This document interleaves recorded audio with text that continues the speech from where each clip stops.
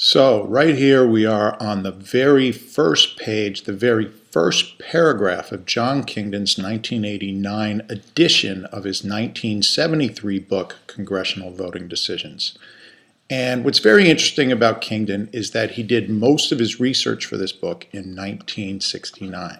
And then, of course, just a year later, the 1970 Legislative Reorganization Act was passed that completely changed how members of Congress approach their voting behaviors. So Kingdon was in a little bit of a pickle because he still hadn't even published his book. In fact, he doesn't publish it until 1973. And I would say that he probably noticed that there was a massive problem here, and he really should have gone back and redone his data, especially after 1971 when the bill officially came into effect, or even after 1973 when they moved to electronic voting. These were massive changes in congressional voting decisions, and his book was Congressional Voting Decisions. So it was a bit disingenuous to publish in 1973 without saying much about this massive increase in transparency. And he did a number of editions thereafter in 1977. But here we are in 1989, and he finally admits a little bit that this transparency thing is a problem. And here he suggests that it could even be a massive problem. So again, we're right in the introduction, the very first paragraph, and this is what he says. Because of the adoption of rules, and so he's clearly referring to the Legislative Reorganization Act of 1970, because of the adoption of rules, changes governing voting on the floor, the number of recorded roll call votes each year roughly quadrupled. It shot up like a rocket ship. So from 1789 to 1970,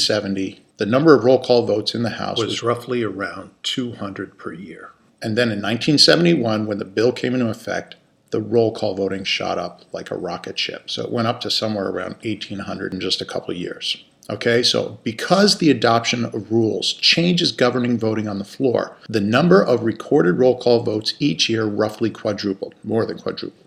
Members felt more and more harassed by various pressures of office. Suddenly, everything they did could be scrutinized by everyone, okay? And we talk about this in the legislative voting decision model that he has. And what he leaves out from the decision-making process is the bill any good? His entire model is just a full list of intimidating influences and doesn't even do a very good job of covering those, okay? So members felt more and more harassed by various pressures of office, various pressures of their public voting, including less discretionary time because now lobbyists had an insight on how they were moving and what they were thinking, more pressure from single issue interest groups. This is huge. So he's saying that this is really happening. More pressure from lobbyists.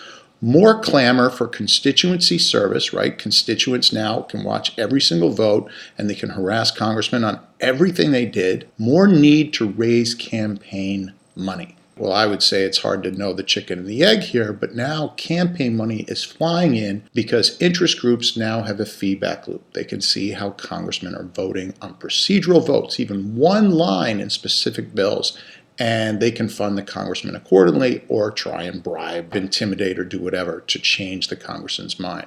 And more subcommittee assignments that demanded their attention, so they did change the way subcommittees worked as well.